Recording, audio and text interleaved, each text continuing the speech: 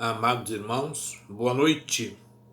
Nossa saudação a esta boa igreja, Igreja Batista em Joaquim de Oliveira, Itaboraí, sob a firme presidência do pastor Valdecir, a quem somos gratos a Deus por merecer a honra do convite, por nos confiar este privilégio de nos dirigir à sua igreja, às famílias que a compõem, nesse mês especial em que nós lembramos, comemoramos e celebramos o mês da família.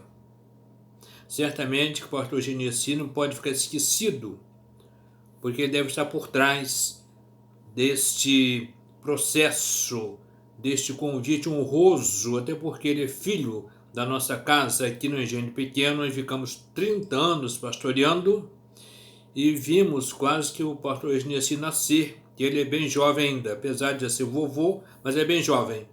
E vimos então o irmão Genesi, a irmã Vera, crescendo conosco, e hoje fazendo um trabalho tão bonito como um pastor vocacionado, chamado por Deus para o ministério. Apesar de não estar exercendo o ministério de direitos, mas de fato sim, ele onde está, ele é um missionário, evangelista, é um jovem muito dedicado à causa, ao reino de Deus, com a sua família. A irmã Vera já fiz menção, sua esposa, a Patrícia, e ao Rodrigo, que está aí chegando para se somar às fileiras. Outra vez, já esteve conosco um bom embaixador, continua sendo, mas eu acho que hoje ele está um pouco de recesso, de quarentena, né? É a palavra que está na moda hoje, quarentena. Mas eu creio que essa quarentena vai durar pouco. Se não voltou, está voltando para ser bênção no seio da família e da igreja.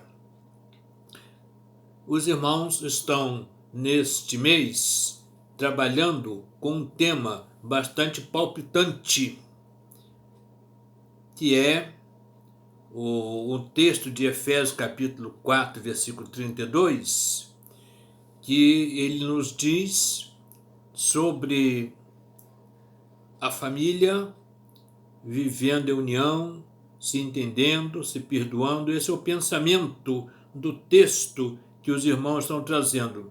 Mas antes, eu quero lembrar, meus irmãos, que a família sempre viveu em conflitos, não é isso? Porque o texto, o tema que os irmãos estão abordando, a divisa, está sinalizando para isso.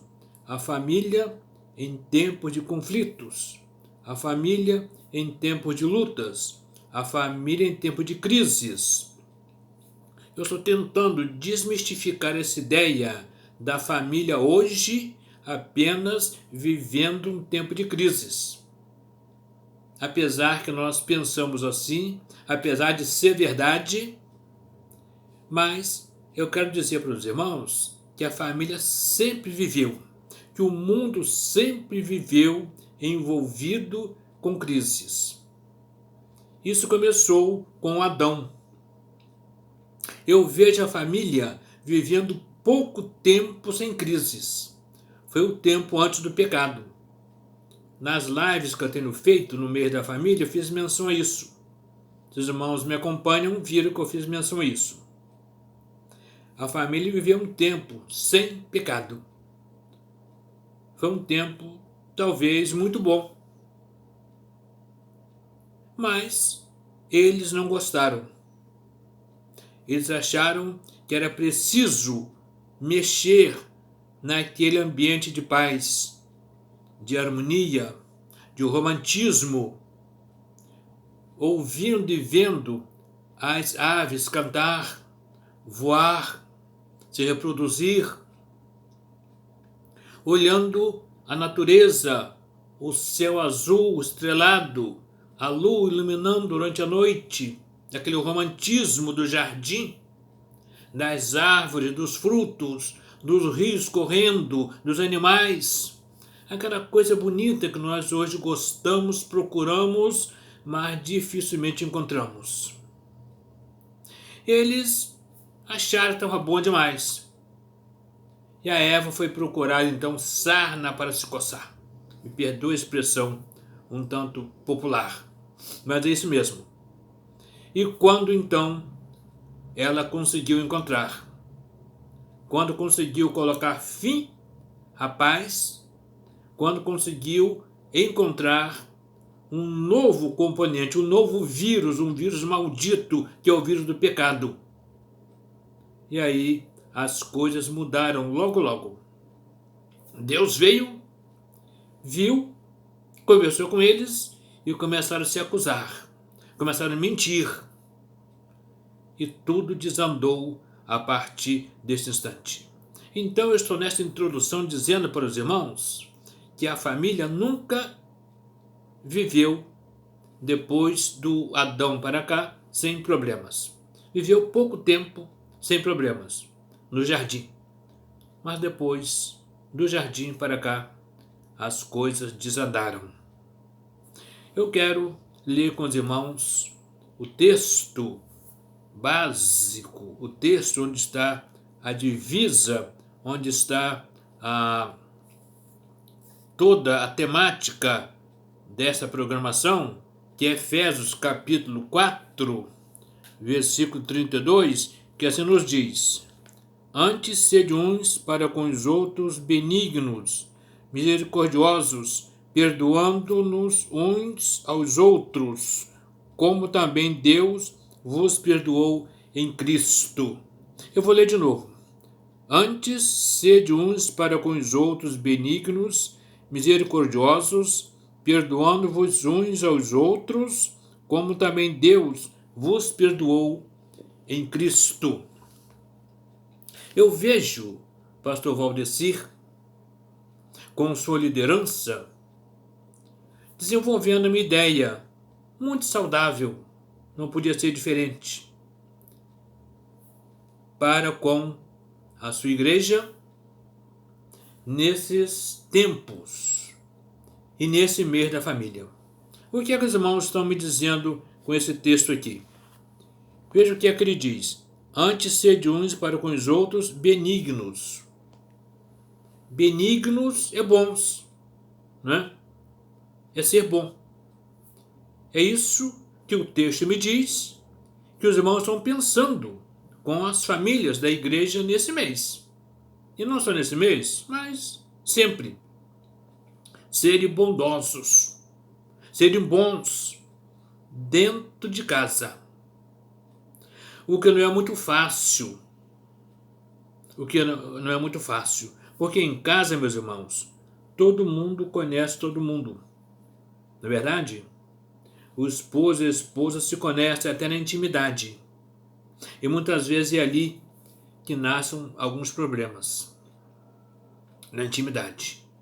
Quando a intimidade do casal é boa, eles têm tudo para viverem bem. Mas quando não é muito boa, eles têm tudo para não se entenderem muito bem. Guarde isso. É uma das colunas que leva ao casamento, é a intimidade. Tá? É a intimidade do casal. Então, o esposo e a esposa precisam se entenderem bem. Serem bondosos. Não é? O texto que fala benigno é bondoso, são coisas boas, sejam bons. Uns para com os outros. E se o esposo e a esposa eles se entendem bem, então os filhos verão isso. Os filhos vão começar a ver. Não é preciso o pai e a mãe falar para o filho que eles vivem bem e que os filhos precisam ser bons, se eles não são. Se eles forem, os filhos verão e serão. Então, sede uns para com os outros benignos, misericordiosos. A recomendação de Jesus em Mateus 5, no Sermão do Monte, é para que sejamos misericordiosos como igreja, né? Bem-aventurados os misericordiosos, os que praticam, os que exercitam a misericórdia. O que é isso? É a gente ter compaixão dos outros, tá, meus irmãos? é ter compaixão dos outros. Às vezes nós nem podemos fazer muita coisa, mas o fato de termos esse espírito da compaixão, isso já ajuda muito. A compaixão ajuda muito na relação do casal. Um ter compaixão do outro. Não é um ou outro ser coitadinho, mas a gente ter compaixão, às vezes até do erro do outro, sabe? Da falta de paciência do outro, da falta de bom senso do outro, da falta de amor que um manifesta para com o outro. Ao invés de a gente ficar irritado, começar a discutir, começar a brigar e chutar tudo, é a gente ter compaixão, sabe? E quando um vê compaixão no outro pelos seus atos errados, eles têm tudo para melhorar. Tem tudo para melhorar. Que quando um não quer, dois não faz. Não é assim? Então, ter compaixão. Os filhos, não sei se eles teriam essa maturidade para ter compaixão dos pais, mas eles irão aprender vendo os pais sendo compassivos com eles também. Então, ao invés de batalha de castigos, ser brigões, violentos, ter compaixão dos erros, das peraltices e até das atitudes do filho já jovem. Ter compaixão é o melhor caminho para a gente manter a união dentro de casa. E os irmãos falam aqui de outra coisa que o texto nos traz. Perdoando-vos uns aos outros. Perdão, meus irmãos, que coisa difícil o perdão, não é? Para alguns não, mas para outros sim. Dependendo do nosso temperamento, o perdão é uma coisa muito difícil. As pessoas de temperamento colérico, né? De temperamento fleumático, aí nós temos dois extremos, dois polos, dois pontos. O fleumático, ele talvez não perdoe tanto quanto aquele que é colérico. O colérico, ele é explosivo, né? Ele é explosivo, ele é brigão por natureza. Ele solta faísca pelo nariz e depois vai embora e esquece de que fez aquilo. Então, para ele, tanto faz como tanto fez. Se ele te elogiar ou não, é a mesma coisa, não é? Esse é o colérico. Ele não mede o que faz. É preciso boa disciplina, tá? Alguns abusam porque são assim e fazem a porção de bobagem. É preciso boa disciplina. Mas tem o melancólico. Deixa eu filmar de lado. O melancólico é aquele camarada que se retrai mais, que fala menos, né? Que fica mais retraído, que fica mais ouvindo as coisas, se fecha. Esse, ele é mais difícil para perdoar. É o seu temperamento. E quando nós temos esta oscilação de temperamento, temos uma oscilação também na prática do perdão. Misericordiosos, perdoando uns aos outros, como também Deus vos perdoa em Cristo. Então, o paradigma que nós temos aqui para perdoar é Deus, em Cristo. Como crentes, nós precisamos perdoar, não porque nós sejamos bonzinhos, não porque temos um temperamento que facilita ou um temperamento que dificulta, mas porque nós somos crentes. Eu tenho dito ao longo dos meus 37 anos de ministério e agora assumindo um outro ministério, eu tenho dito aos irmãos, né, ao povo, e digo para os irmãos nesse mês da família, nessa palestra aqui com a igreja Joaquim de Oliveira, pastor Valdecir, que o esposo precisa ser bom esposo, a esposa precisa ser boa esposa, o filho precisa ser bom filho por causa de Deus. Tá, meus irmãos? Na realidade, eu jamais serei bom. Os irmãos jamais serão bons. Crentes, digo, bom esposo, boa esposa, bons filhos, bom pastor, bom funcionário, bom vizinho, bom patrão, se não forem bons crentes. Tá? É por causa de Deus.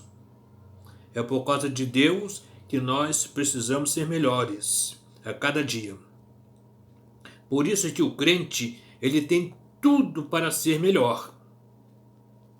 Tá? O crente tem tudo para ser melhor.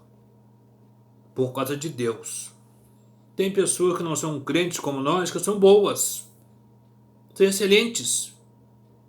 Só que não glorificam a Deus. Eles são bons e acabou. Morrem bons. E aí morre tudo. Mas o crente precisa ser bom porque ele é crente. Porque sendo um bom crente, nós seremos melhores no nosso dia a dia e Deus é glorificado. Quando o crente comete um erro, o que é que ele ouve? Olha o crente aí. Né? Quando o crente chega atrasado no trabalho, o irmão chegou atrasado hoje. Né? Quando o crente passa da hora do almoço e fica dormindo, né? Aí ele é chamado a atenção como crente.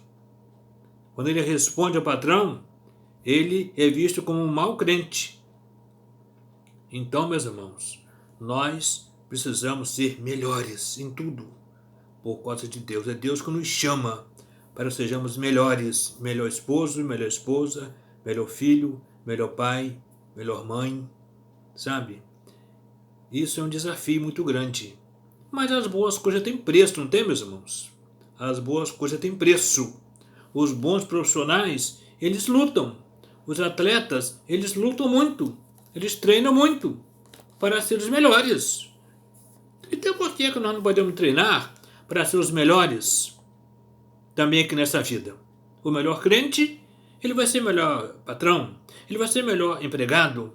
E empregado bom, dificilmente ele vai para a rua. Muito difícil. Os outros podem ir, mas ele será o último a apagar a luz e ser despedido. Porque ele é pontual, ele é sério, é respeitador, ele é produtivo. E todo mundo quer um homem desse, uma pessoa dessa. Toda a família quer um pai assim, uma mãe assim, um filho assim. Toda igreja quer um crente assim. Então, que o Senhor nos abençoe nesse mês da família, quando os irmãos têm esse desafio grande. E com certeza, pastor Valdeci, o irmão, com essa visão, está alcançando e vai alcançar cada dia mais. E a sua igreja será uma bênção grande, que já é neste lugar. Meu muito obrigado ao querido pastor Valdeci, a meu amigo pastor Genesi, que nos honraram com este convite. E estou tendo o privilégio de compartilhar com os irmãos nesta noite. Que a todos Deus queira e possa abençoar e nos abençoar. Sempre à disposição dos irmãos para você útil. Que Deus nos abençoe. Grande abraço, uma boa noite e um feliz mês da família.